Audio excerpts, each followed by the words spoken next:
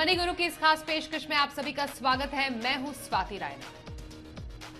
Risk का solution asset allocation, मतलब अगर आपको अपने पोर्टफोलियो में जोखिम को संतुलित रखना है तो आपको सही ढंग से एसेट एलोकेशन करना होगा।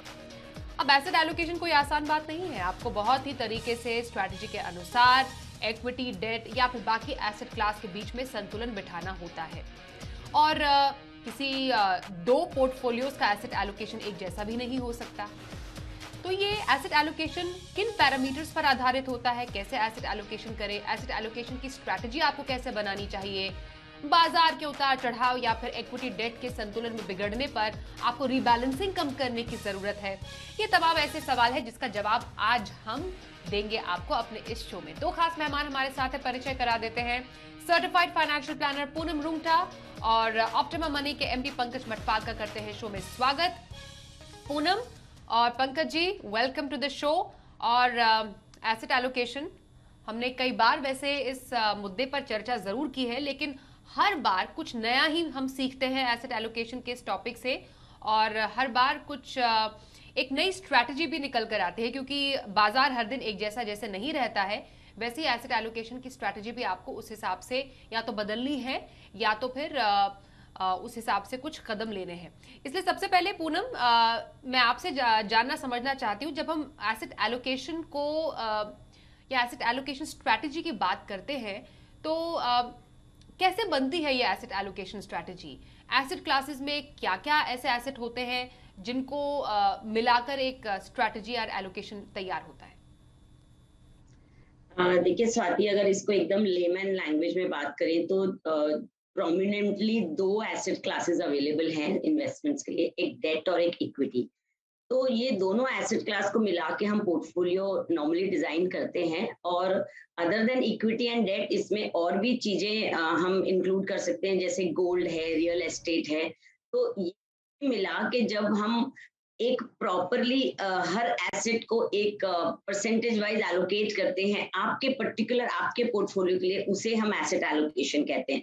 अब ये एसेट एलोकेशन कितना होना चाहिए, क्यों ये अलग अलग एसेट्स इंक्लूड करने चाहिए, तो इसके लिए एक सिंपल सी एक हम परिभाषा यूज करते हैं कि all your eggs can't be in one basket, should not be in one basket. यानी हर तरीके की चीज होनी चाहिए आपके पोर्टफोलियो में, ना कि सिर्फ एक ही तरीके की चीज होनी चाहिए।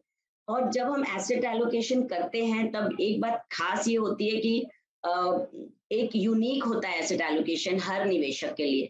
तो एसेट एलोकेशन की जब हम ब्रॉडली बात करते हैं तो ये एक mixture of equity, debt and other asset classes होता है, जिसको अगर हमने अच्छी तरीके से अपने रिस्क एपेटाइट यानी जोखिम उठाने की क्षमता और हमारी उम्र और हमारे जो गोल्स के लिए जो पीरियड हमारे पास अवेलेबल है वो सब देखते हुए अगर साइंटिफिकली एलोकेशन किया जाए तो हम लॉन्ग टर्म में बहुत अच्छा वेल्थ बना सकते हैं, और हमारे गोल्स को हम बहुत आराम से एक सिक्योर तरीके से, एक माइंड में पीसफुल तरीके से उसको हम अचीव कर सकते हैं।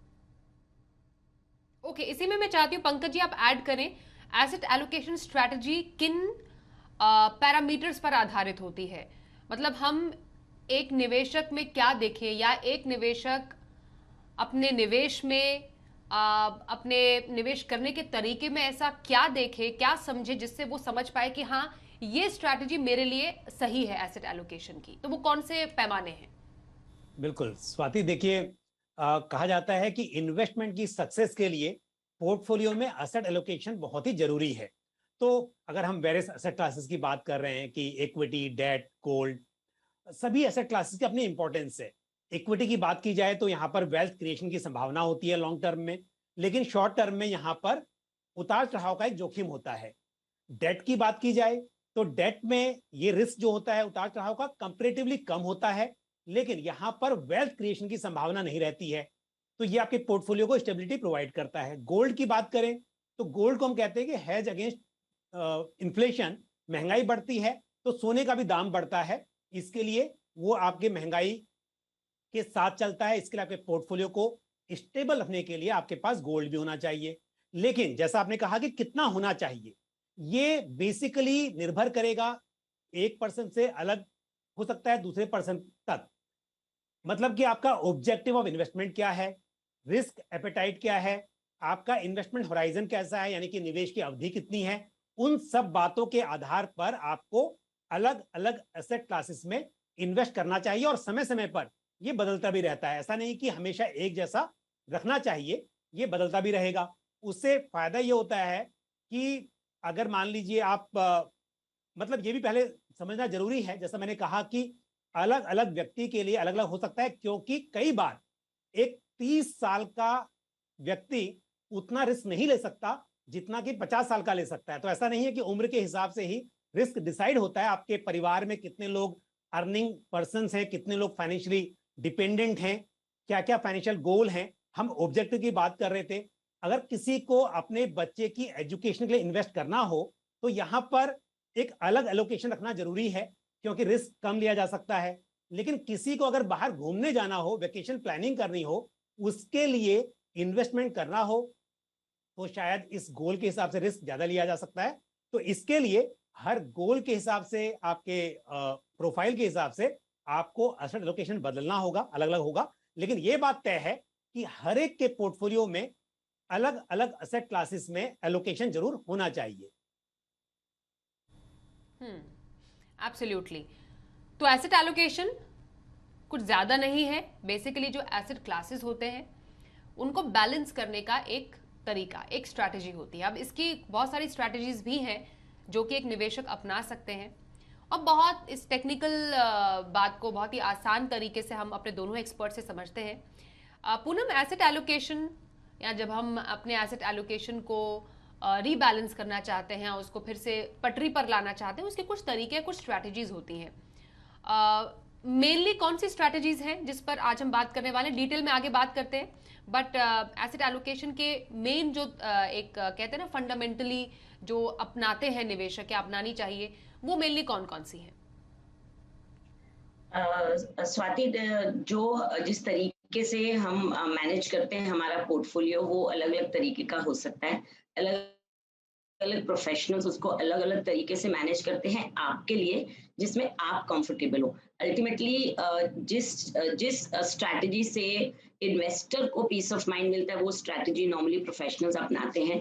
तो जो दो तीन तरीके हैं जिससे पोर्टफोलियो मैनेज होता है, उसमें एक हम कह सकते हैं कि एक स्ट्रैटेजी का एसेट एलोकेशन होता है, जिसमें एक आप थंब रूल से चलते हैं कि इतने उम्र के पर्सन को इतने इक्विटी में होना चाहिए। थंब रूल होता है बेसिकली। जैसे अभी पंकज जी ने बताया कि यंग बंदा होता है, उसको हम ज्यादा इक्विटी की चॉइस देते हैं, और जो उससे थोड़ी ज्यादा उम्र होती है तो इक्विटी पोर्शन कम होता है। जैसे जैसे उम्र बढ़ती है, तो ये एक स्ट्रैटेजिकली जब दिया जाता है तो वो एक पैसिव तरीके का बैलेंसिंग होती है, जिसमें हम मेंटेन करते हैं सेम एसेट एलोकेशन।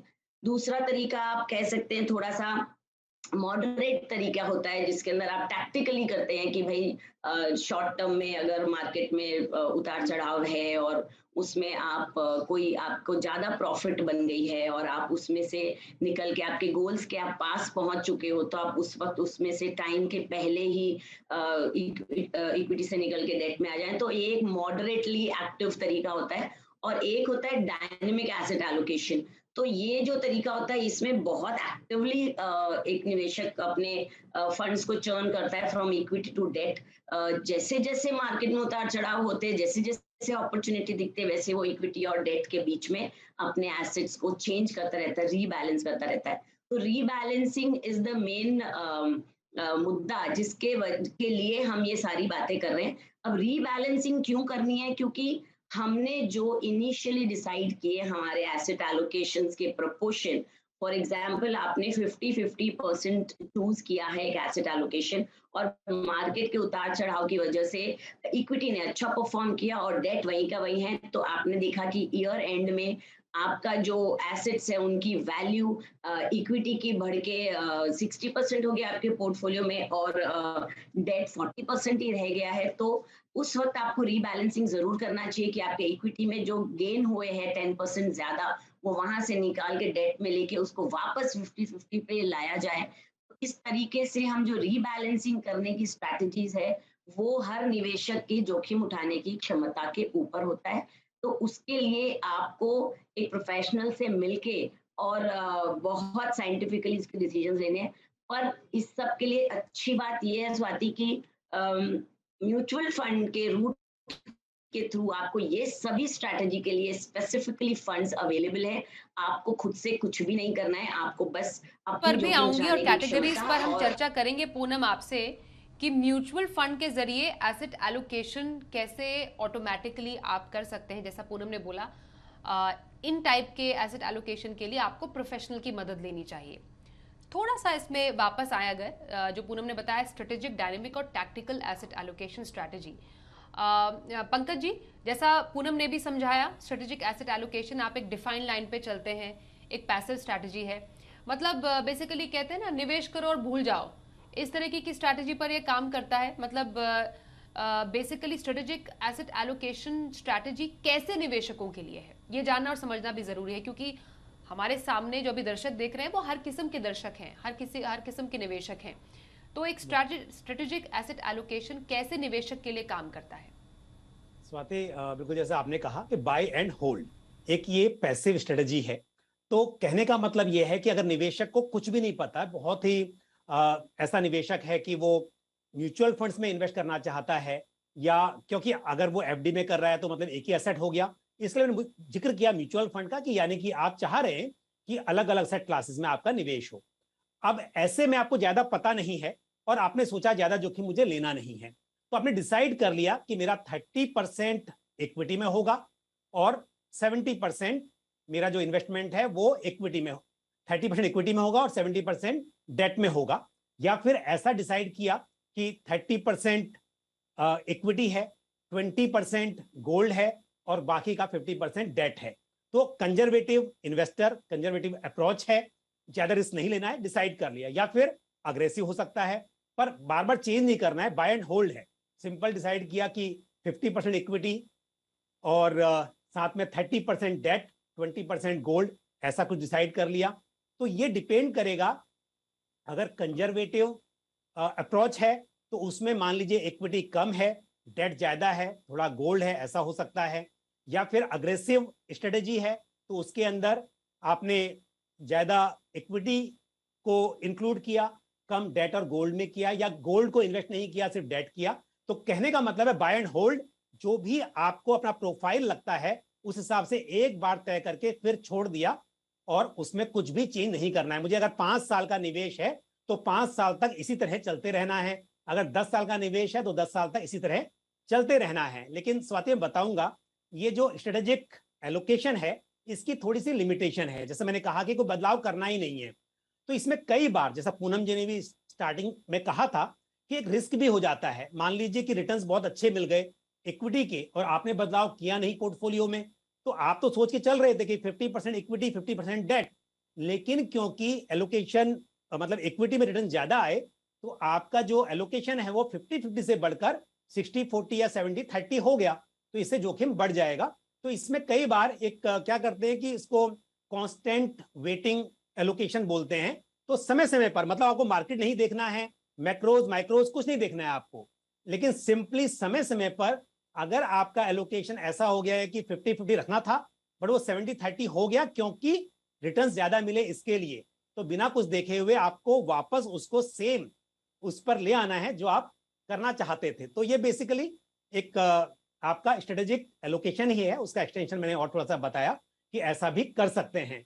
और जो बाकी है कि आपको टैक्टिकल करना है, तो टैक्टिकल में मतलब ये एक्टिवली मैनेज है, आपको इकोनॉमी को देखते हुए समय समय पर डिसाइड करना है। बट तय ये करना है कि अगर मुझे 50-50 करना है तो रखेंगे 50-50, लेकिन कुछ समय के लिए उसको चेंज किया जा सकता है। तो ये होता है टैक्टिकल, पूनम ने भी बताया ही है। और डायनेमिक जो होता है ये थोड़ा सा अग्रेसिव एलोकेशन है, और इसमें मुझे लगता है कि किसी प्रोफेशनल की मदद लेनी चाहिए, क्योंकि आप वैल्यूएशन देखकर ये डिसाइड करते हो कि किस एसेट क्लास में ज्यादा होना चाहिए। अभी जैसे उदाहरण दिया जा रहा था, तो डायनेमिक एसेट एलोकेशन या बैलेंस एडवांटेज फंड हम इसकी बात करेंगे विस्तार से, लेकिन ये इसीलिए बना हुआ है क्योंकि आम आदमी के लिए पॉसिबल नहीं होता है कि आप समय समय पर इतना चेंजेस देख सको। तो या तो आम निवेशक को सिंपल स्ट्रेटेजिक की डिसाइड कर लिया और छोड़ दिया, या फिर मैक्सिमम बस ये कि समय समय पर अपने गोल के हिसाब से, या आप नजदीक पहुंच गए गोल के तो उस वक्त पर थोड़े चेंजेस करने उतना करना चाहिए, लेकिन डायनेमिक एसेट एलोकेशन ये प्रोफेशनल्स का काम है और उनकी मदद से ही किया जाना चाहिए या इस तरह के फंड्स में निवेश करना चाहिए। रिस्क का सोल्यूशन एसेट एलोकेशन कर रहे हैं खास चर्चा, हमारे साथ है पूनम रूंगटा और साथ ही पंकज मटपाल से कर रहे हैं खास बातचीत।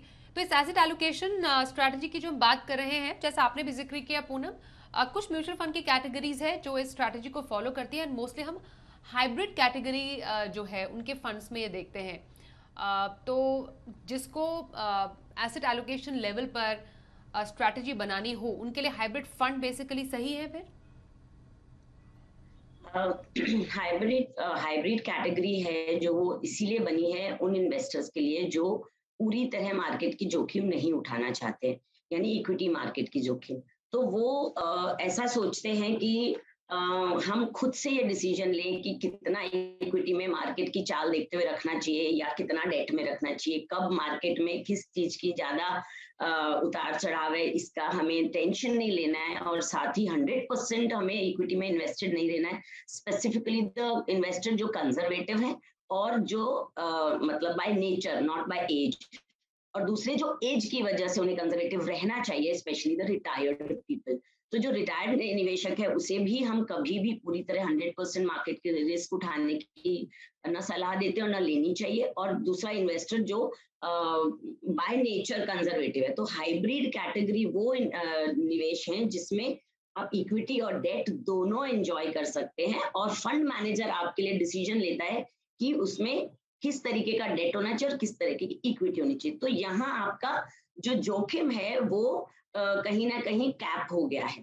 तो ये एक निवेशक को, कंजर्वेटिव निवेशक को एक तरीके की पीस ऑफ माइंड देता है। और आगे चले इसमें और डिटेल में जाएं तो हाइब्रिड कैटेगरी में भी अलग अलग ऑप्शंस अवेलेबल है। जैसे भी पंकज जी ने एकदम विस्तार में बताया, स्ट्रैटेजिक, डायनामिक, टैक्टिकल, तो ये सभी स्ट्रैटेजीज वाले म्यूचुअल फंड भी अवेलेबल है। यानी जो हम कहते हैं ना स्वाति हमेशा की, mutual fund is a core product. हर तरीके की स्ट्रैटेजी और हर तरीके के प्रोडक्ट्स इसमें अवेलेबल है। यहाँ तक कि मल्टी एसेट्स, यानी आपको दिमाग नहीं लगाना है कि कहाँ कितना करूं, बस एक ही फंड में मैं निवेश कर दूं और मेरे को सब एसेट्स मिल जाए। तो इस तरीके के भी फंड्स अवेलेबल है जिसमें debt, equity, gold, real estate सभी कुछ एक साथ आ जाता है।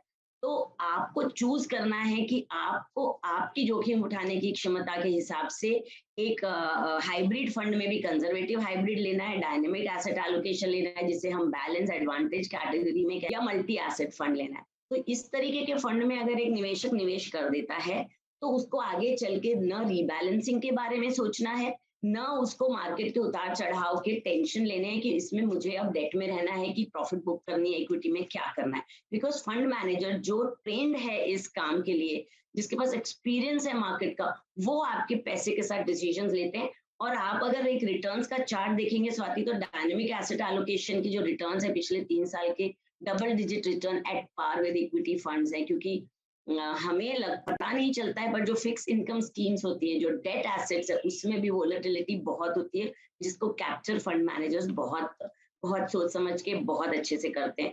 तो अगर आपको रीबैलेंसिंग नहीं करनी है अपने इन्वेस्टमेंट्स की और आपको बचना है मार्केट के उतार चढ़ाव के टेंशन से, तो हम हाइब्रिड कैटेगरी के फंड्स में निवेश कर सकते हैं। बिल्कुल। और क्योंकि हाइब्रिड कैटेगरी में इतने ऑप्शंस हैं पंकज जी, तो स्वाभाविक है जब ऑप्शन बहुत ज़्यादा हो जाते हैं और एक ऑप्शन है निवेशकों के पास कि ऑटोमेटिकली अपने एसेट रिबैलेंसिंग को वो कर पाएं, तो कौन से निवेशक के लिए कौन सी स्ट्रैटेजी सही बैठ सकती है, ये कैसे तय करें?